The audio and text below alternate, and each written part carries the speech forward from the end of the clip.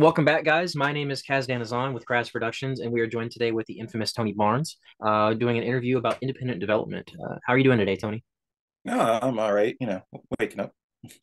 So, I want to go ahead and start this part of the interview off with a little bit of a bang, asking one of the bigger questions that a lot of Atari VCS fans are really after. Um, with the Atari VCS lacking many exclusives, and this is a big question, or really any, do you plan to make any exclusive content for the Atari VCS or even for another timed period? Um, yeah, yeah. Um, I have a couple of things that are going on in the background, and I'll let you in on a little secret, and more than likely by the time you broadcast this, it'll be known. But I have this other game. So I have a game called Project Orbit, Mhm. as I called it. And I kept telling my son, one of my sons, if we don't come up with a name for this thing, it's just going to ship being called Project Orbit.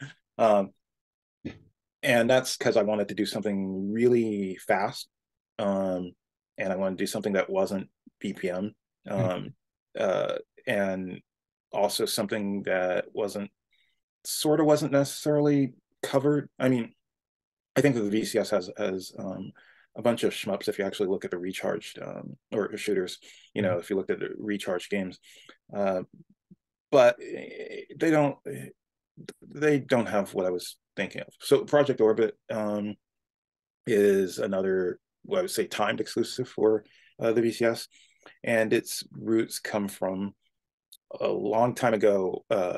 I started it like this big list of things I want to do in my career. It's bucket list, and I also have on it. I realized that I had a lot of ideas when I was younger, and then at some point they just went away. And I was like, did they go away because I suck? Like, did they go away because I became that guy that just can't think of new stuff, and so I'm just kind of reacting to the business around me and things like that. And plenty of people have great careers just kind of floating along with the trends and all this.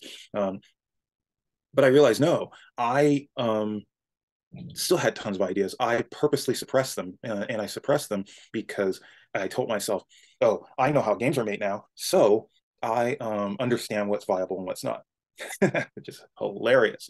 Um, you go through enough of these cycles of consoles and PCs and like what's hot, what's not.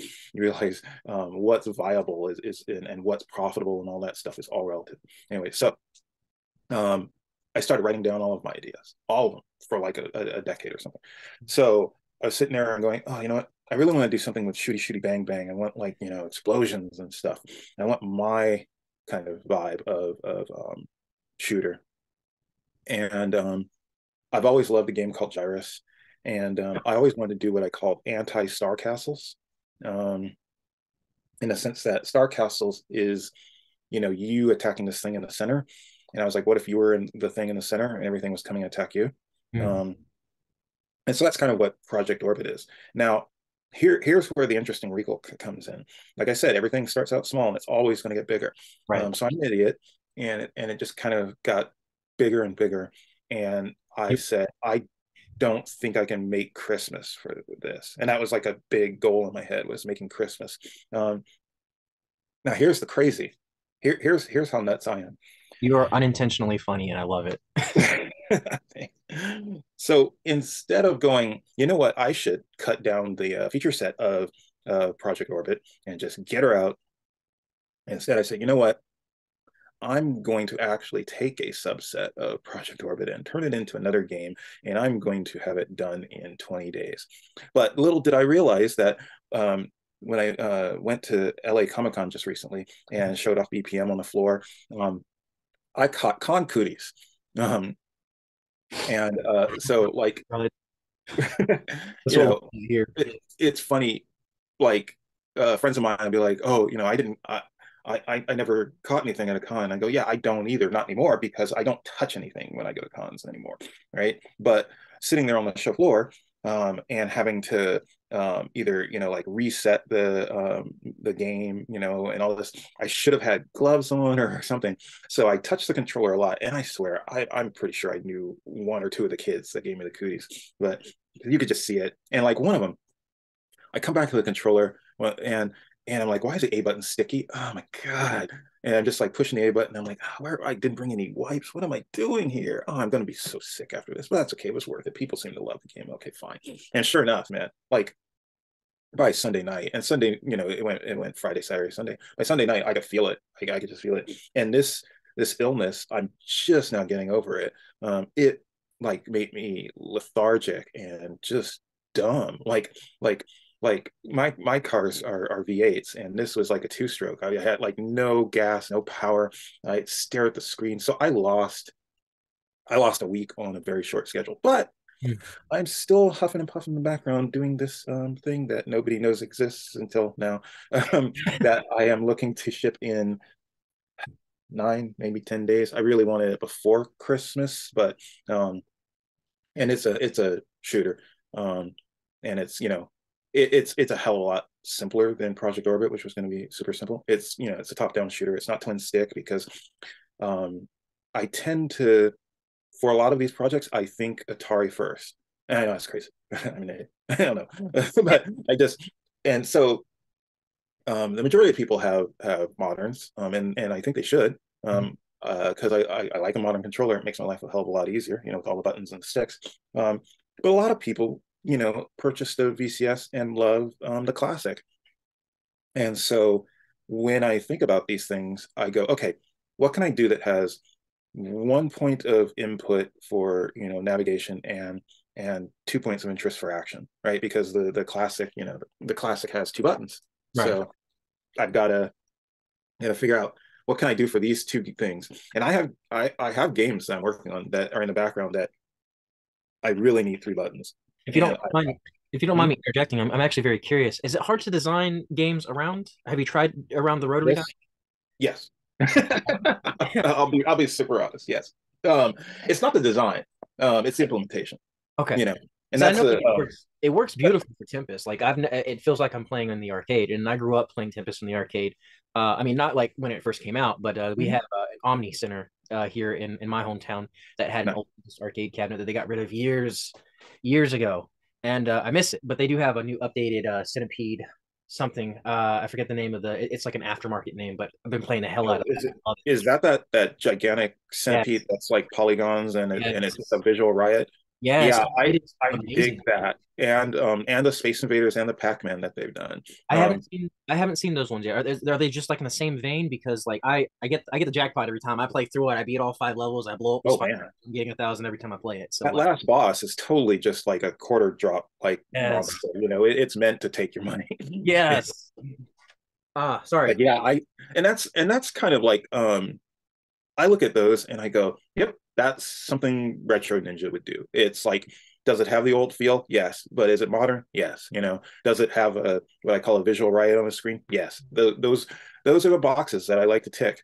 And that Centipede does it. And I don't, Atari has a lot of interesting IP issues. And so I don't know if they own that or can or what, but man, that would be another great. Even though it's Centipede, it's Yeah. fine. It's Yeah. fine. It would be great to have at home. Even though I know it's super short, if it's at home, but I would love to have that. And so a lot of times, actually, when I start a game, it is that's the thinking is like I really wish I had X. Um, I don't have X. I don't have access to X. Why don't I make X? I mean, that was like when once I actually got the ball rolling and was a professional video game maker. That was a lot of my inspiration. Like I sit and play something like Zaxxon, right? Switch I class. have games that I love to hate, right? Um, and Yeah, and right. when I tell people that I hate them, they're like, "Oh my god, how could you hate such a great game?" And it's like, well, what you don't understand is like I hate it because I'm not good at it, right? Or I hate it because I and hate's a strong word, but it's like I wish it was like what it is, but slightly different. So like to me, take Zaxxon for instance, right? Inspiration for Strike. So obviously take the inspiration from the thing that like causes you discomfort or friction and turn it into something that you like. Right. Um, my semi-ideal version of Zaxxon is actually called Viewpoint, and it was on the Neo Geo, and it's like Zaxxon, but it's actually If Zaxxon and R Type had a love affair, then that would be Viewpoint. So I've not played Viewpoint, but I've definitely played R-Type 1 and 2, and I have Mhm. played I've played several knockoffs of Zaxxon, actually, if I'm being honest with you. But I've not played Viewpoint. I don't have a lot of experience with any of the Neo Geo consoles. That's not one that I've tried to emulate for, and from what I've or collect for, and from what I hear, I'm missing out. So I might be looking into I, that. I I I think you are like It's like the Cadillac of gaming. They are pricey to collect for. I thought Jaguar was expensive. Ugh. really, um I finally said to my wife, who had for years been being like, do we need all this? Do we need all this? And then, but she's great. She enables me because we're both collectors of collecting. But That's a wonderful relationship dynamic too. You guys have that in common. That's wonderful. it's great. What's also great is that we're both like that, but we don't want to climb over stuff. So we're this interesting type of hoarder. Like um I have a ton of stuff. It's like I have stuff that dates back to like 1984 and stuff. But I don't have quick access to all of them because they're in what I call storage, but they're not storage like how people have storage like someplace else. Right. um, yeah, I'm far too untrusting for that. So, in the multitude of, the house that we ended up buying has a lot of storage, and a lot of our storage is just it's just filled with toys, Legos, music. I mean, I have Black Hole and Laserdisc. I have oh my God, let's see, and it's all hidden. It's all hidden. There's like a Right, ton of guys, an exclusive look in a Tony Barnes closet, only here. it's one of many closets. And so like yeah, when I have a lot of stuff, and some of it I recently have actually been thinking, you know what, maybe I should dive into the retro sales market. I don't know, because I have like so much stuff, and some of it I'm just like, am I really ever gonna like fire this up or whatever? And I don't know. But you spoke about the Neo Geo because while at EA, when not crunching on strike, which was my main bread and butter and all that fun stuff, I pitch in on other projects, and especially if it was action, if it was like an action project to be shepherded, um, it would end up on my desk a lot. And there was a point where EA was doing a lot of ports of Neo Geo games to the Genesis and the SNES, and so I actually have a question I want to ask you here in a second. It's not written down, but it's one that I think viewers might find interesting whenever you get a second. that's okay. I'll wrap this up real quick. So I worked on a number of those, like the port of Viewpoint, which is the aforementioned kind of R-Type meets Axon, or Super Baseball 2020. Um, and at the end of the day, when everything was done, the powers that be, like, they just they just didn't care about the machines or the games.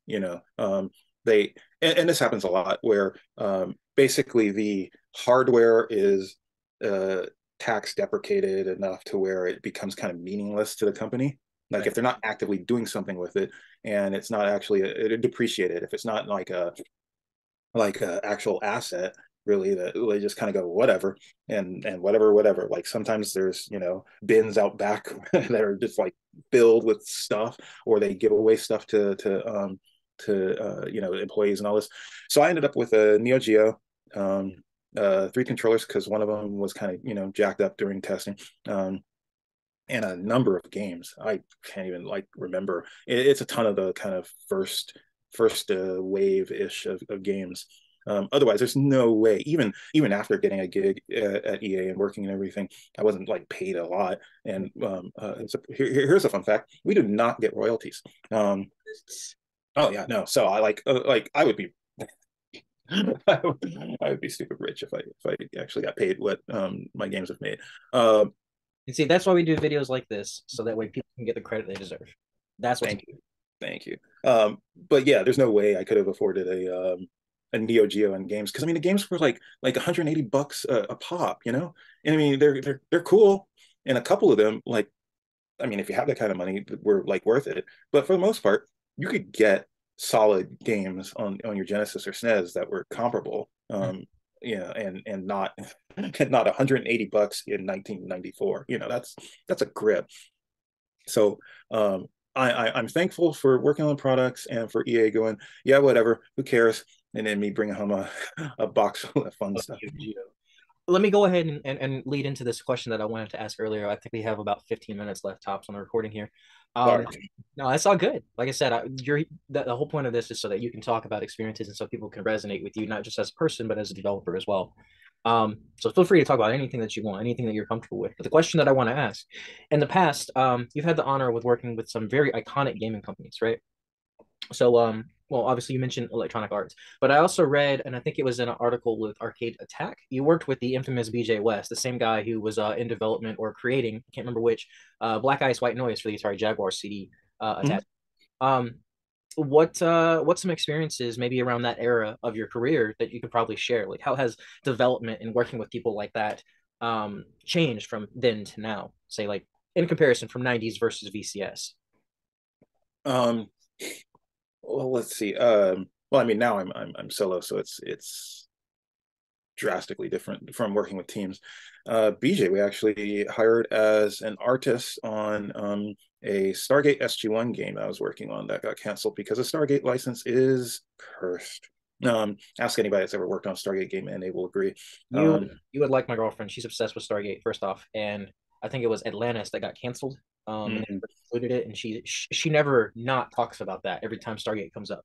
So but anyway, uh, no, like yeah, it's an unfortunate series of events that ended up that our SG-1 game got canceled, and this was like we were working on it while they were in pre-production and filming the first season of SG-1. So we were getting information directly from MGM, um, and much like many of the licensed IPs I've worked with over the years, we had to run ahead of them because film and television they run a tighter ship in video games, but they are much slower.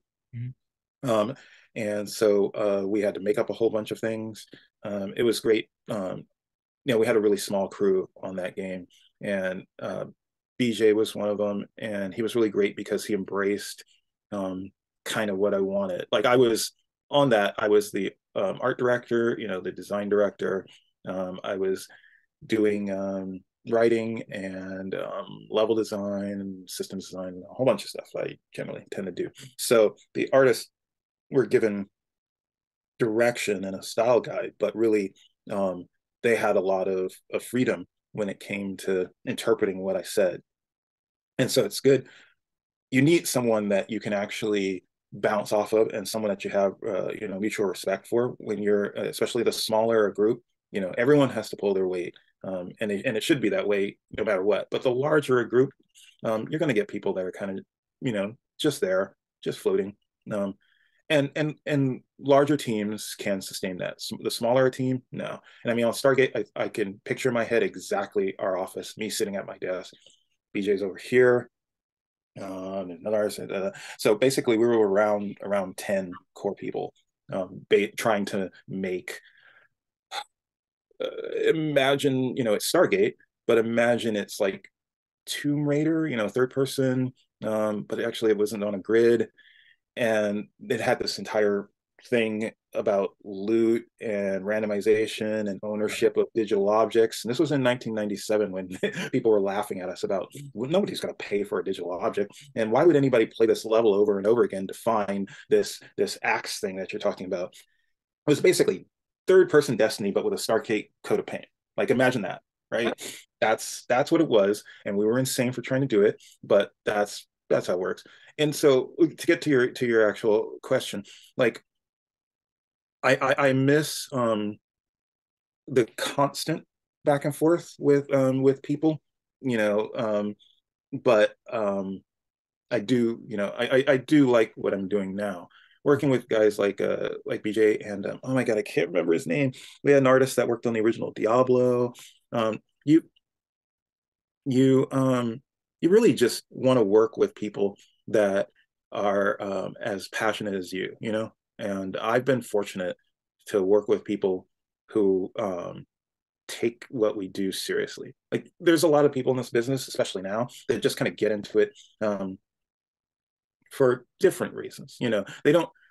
I don't want to say they don't respect the medium, but I don't think they have a full understanding, and it kind of like think of it as a job or like a fallback. It's like someone who wanted to be a movie director, and then Oh, they're like, oh, okay. I'll get into this video game thing. Oh, and then I'll be a video game director.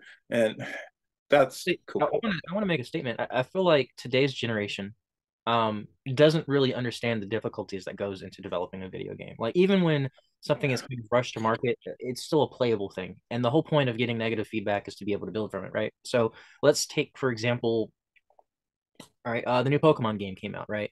Mm-hmm. In the first 24 hours, everybody was just completely crapping on it. Pretty solid game. Definitely needed some issues with a couple bugs, but other than that, I don't think that it deserved the hate that it got the moment it launched. But I think there's a lot of people who want more. And when you're dealing with something that's independent or that's also has a smaller following than something like Pokemon, obviously, I don't think people take into consideration the level of development and work that has to go into that. I mean, and I think that's fair. I think people deserve the credit where it's due. But that's also kind of like commercialism. You can't please them, but you got to try to please them. You know what I mean? Mm-hmm.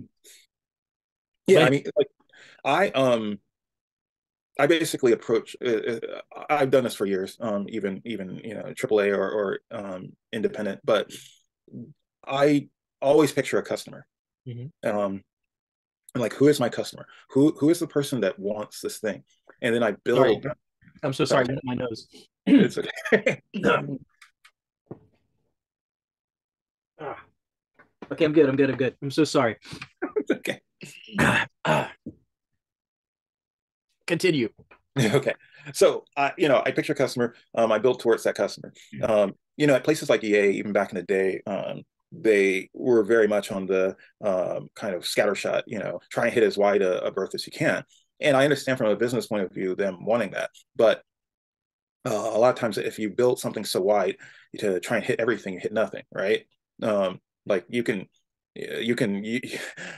So I tend to try and home in, like I said, on some market segment, and I want to build so that that person, that group is super happy with what I've done.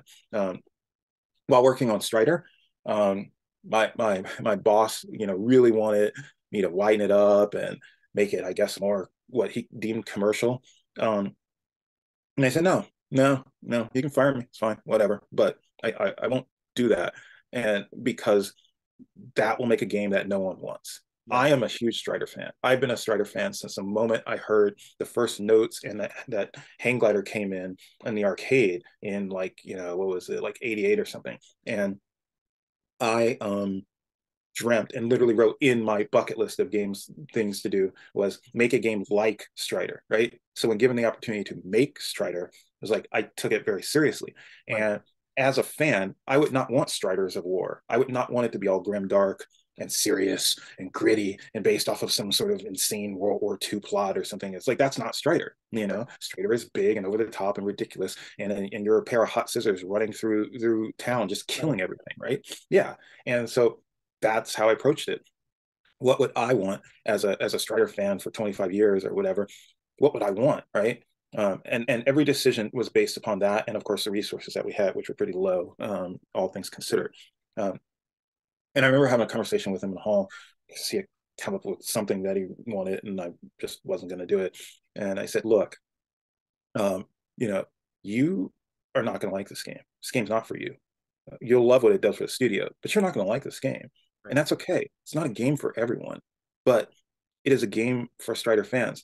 And I would rather have the Strider fans go, you gave me exactly what I want, than to water it down and have everybody go, oh, that was okay. You know, that to me, it's far more important to speak to the people that want what you're making. Um, and that's how I approach everything. And the people that I like to work with, they kind of, they have that kind of duality too, of understanding that this is a business. So, we have to, we can't be just all auteurs making craziness for ourselves. But um, you can't make this huge wide shot of something and expect it to work. You can't expect it to work for everyone. Again, I don't want to cut you short here, but we're No, I pushing see on the time. that. So I'm going to ask you two quick questions, and as quickly as you can. One, um, actually, I lost my question. 1 second. 1 second. Okay. So first off, what are your future plans for Retro Ninja? For the coming future for 2023? 2023 is going to be a pretty busy year. I have a whole bunch of stuff that I've been kind of bubbling in the background, and I've alluded to. So those things are going to come to fruition. My plan is for 3 games to come out next year, um, and they're all retro ninja-y. Like they're very arcadey, visceral. I hope people like them. I'm You know, sure. I mean, reception for BPM Boy has been pretty high. I realized that I asked you that question, but I was already aware of like what people thought of the game. But it's important to know that you understand that people love the game. You know, as a developer, you that confirmation helps you make other games and makes games better. So I'm sure people are going to like it in comparison to that. Ultimately, I realize that's not always how the world works, but ultimately, I'm pretty optimistic that and, some of the stuff that you develop and put out will be positively received. and real quick, the thing is, like for me, I'm confident in my abilities. And there's plenty of people out there who would love to tell me how much I suck. So I'm not going to say that I suck or anything like that. If I come off a little egotistical, it's purely a reaction to that. But Humbleness, though, um, that's the key, being humble. I I also don't like. I just don't assume. So like I love that people are like whatever you do is going to be great. But I um I don't want to assume, and I don't want to let anybody down. So like these things I'm working on, I feel this pressure that I put on myself to make sure they live up, because I don't want to just be like, oh, BPM was cool and that's it. I do want my video game heroes are Platinum, Treasure, Housemark. These people, these developers are all hardcore arcadey, Visual Riot game making powerhouses. They make things, and granted, Platinum as of late has been a little shaky, but you still know you're going to get a certain level of something out of them. It's gonna rock. So We have 4 minutes. I have one more question that I meant to ask way earlier, but we kind of shied away from it. And also, by the way, if you're open to a part three here, I have another 40 minutes to spare if you do. So we can also do sure. that. You sure? I'll be happy to make another link. Yeah. Okay. But Yeah. actually, I tell you what, in that case, I'll I'll wrap it up. save that question for the next video. I'm going to let you do some closing remarks. And when we hit the 60-second mark, that's when we'll call it quits. Hmm. Um, Where can people find you? And what's something that you want to say to the fans? Well, I try to be out there. So I'm on all of the social dealies, including Hive, which I barely check. Same. And I'm always under Tony Barnes or Retro Ninja, some variation thereof. So like if you go to retroninja.com, you can see kind of what I'm working on, or some high level history and a list of games. Although I need to update it because there's a bunch of little things that kind of fell through the cracks that aren't listed there. Uh, and then I have a Discord, but I don't know how do people just is there I don't understand Discord. Is there a way to discover like people or things, or It really comes down to you marketing the Discord itself. I mean, if you need help like on moderating, I'd be happy to help you with that, or like getting more traction to it. But really plugging it in through social media, making sure you have a place where people can find it on your website. You can have a permanent link made to that Discord so people can join it, just like how Red Rust and Utopos and so on. okay. But I mean, if you So need help with that, so I'll help you. I don't mind. so yeah, I think at the very least people should check out my website, and then they can find out all my contacts for socials, and they can join the Discord because there's a link on there.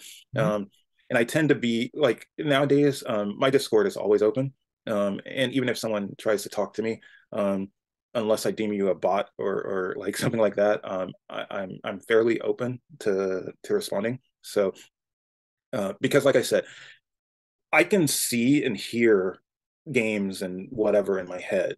So to me, if I know it's out there and someone's out there, liked it, hate it, whatever, um, what people think weighs heavy on me, and I think about it, and I want to hear about it and all that. So I don't just turtle up. I'm open. Knock on my door. Awesome. Well, with that in mind, we're going to go ahead and wrap up this part of the interview as well. And again, guys, my name is Kaz Denizan with Crest Productions. We've been joined by Tony Barnes from RetroNinja.com. And I look forward to speaking with you again in the future. Also, for those who are viewing this, if maybe you guys want to see him come back, drop a comment below. If you have any questions, try to get as many answers as we can. But we're running out of time here. So, Tony, thank you so much for joining us for this part of the interview. As always, it has been a pleasure. And I look forward to speaking with you again in the future. Thank you.